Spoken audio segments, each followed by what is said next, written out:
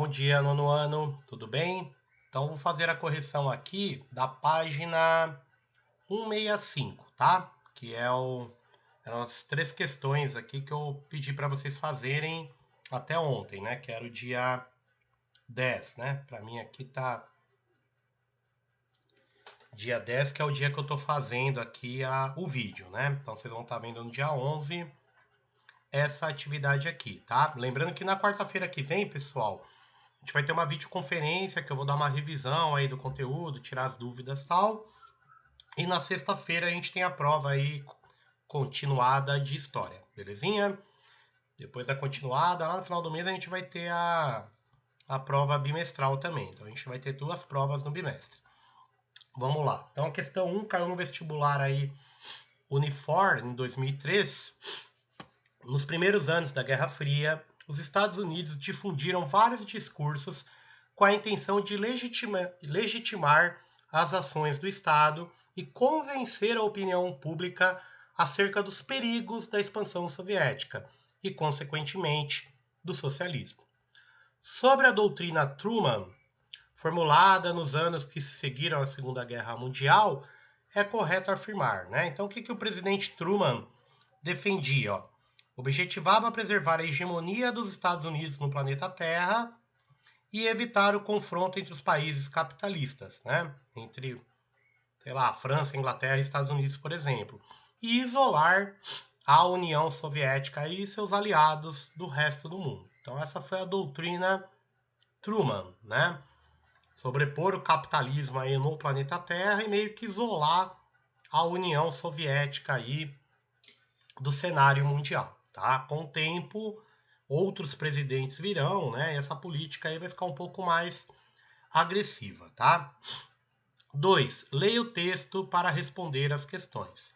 Com efeito, a definição de Guerra Fria que a época deu é uma tripla confrontação, tá? Então ele está falando que dá para definir a Guerra Fria em três formas.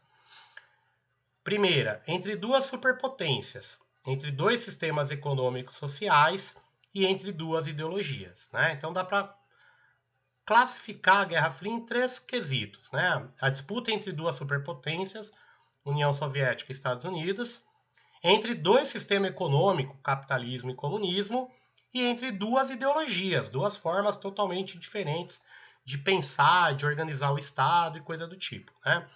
No primeiro caso, em se tratando de confrontação entre a União Soviética e Estados Unidos, é lógico explorar o período que se inicia em 1917, ano do triunfo da Revolução Russa e início de sua consolidação, que chegaria supostamente até constituir o país em superpotência.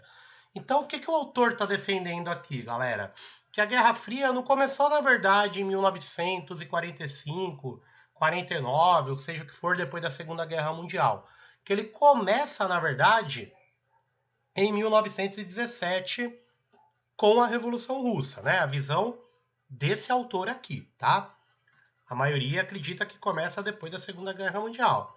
No caso de examinarmos a confrontação entre socialismo e capitalismo, temos de partir de 1917 da mesma forma. O mesmo para a luta ideológica entre o sistema político que privilegiava a igualdade e a justiça social sobre a liberdade e a democracia, que é os Estados Unidos, né? Que se contrapõem aos valores e à ideologia do Ocidente capitalista.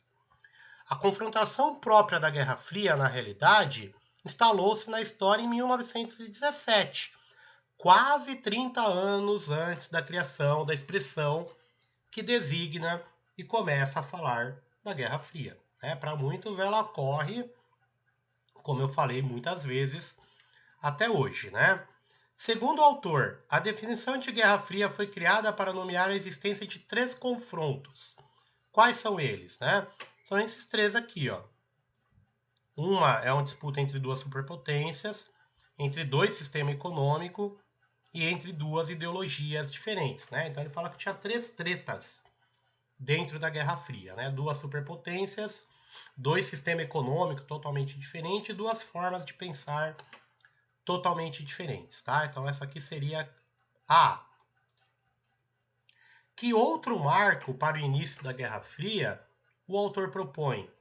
Por que ele teria sido importante, né? Então o autor, pessoal, ele fala que a Guerra Fria começou, na verdade, 30 anos antes, quando tem já a Revolução Russa, né? E a Rússia ali cria a União Soviética, cria o comunismo, e para ele já teria começado ali, né?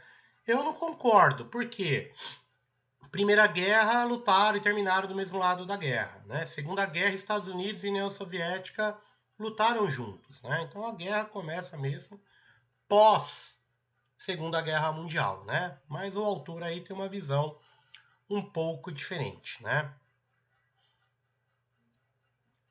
Embora o texto não informe qual o marco adotado para o início da Guerra Fria, questionado pelo autor. Pode ser dois, né, pessoal? Um é o próprio fim da Segunda Guerra Mundial, que para muitos autores é o começo da Guerra Fria, 1945. Para outros, é em 1949. Por quê? Em 1949, a União Soviética testa a primeira bomba nuclear dela, né? Então, para muitos autores, isso aí começou em 1949, ok? Qual que tá certo, galera? Não existe resposta única. O que é importante em história, né? É você saber argumentar. Pode ser em 17, depende da visão do cara. Pode ser em 45, 49. É assim que você tem que estar preparado para um vestibular, né? Não ter uma visão única de história porque ela não existe. Aqui, pessoal, a gente tem uma charge, ó. Pelas letras aqui dá para ver que é uma charge feita na União Soviética, né? Criticando a criação do Tratado do Atlântico Norte, né? A organização do Tratado do Atlântico Norte, que é a OTAN, que existe até hoje, né? Então a gente tem aqui um burguês, né, pessoal? Esse chapéu, essa cartola, sempre que vê uma imagem em charge, remete à burguesia, né? Um comerciante, um banqueiro, e aqui ele está simbolizando os Estados Unidos. Com uma caneta que tem fogo, né, saindo dela, uma bomba nuclear embaixo do braço e obrigando a Inglaterra, a França, todo mundo da Europa a assinar o Tratado do Atlântico Norte, né?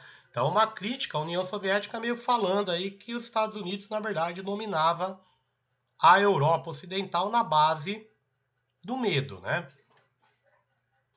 Onde e quando a charge foi produzida? Então, ela foi produzida na União Soviética em 1949, né? Quando é criado lá a OTAN. Para quem não lembra,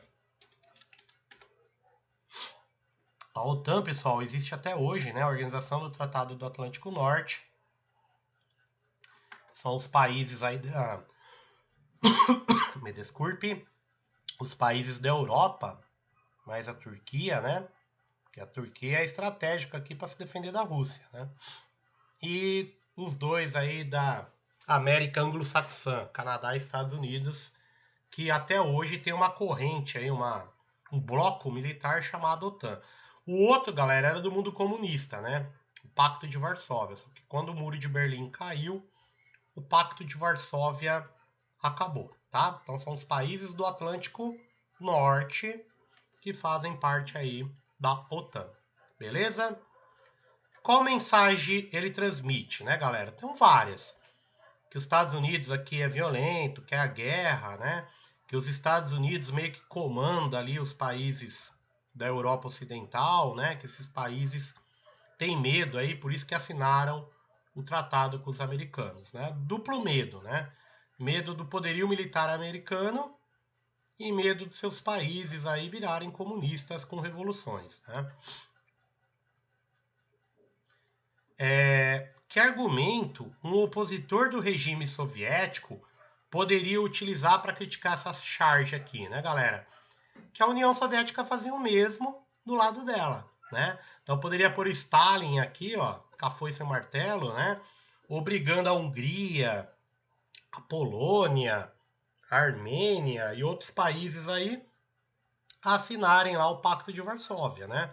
Então ele criticava os Estados Unidos, mas obviamente faziam a mesma coisa, né? Então um opositor aí da União Soviética poderia argumentar, né, na mesma moeda, que a União Soviética fazia exatamente a mesma coisa, tá?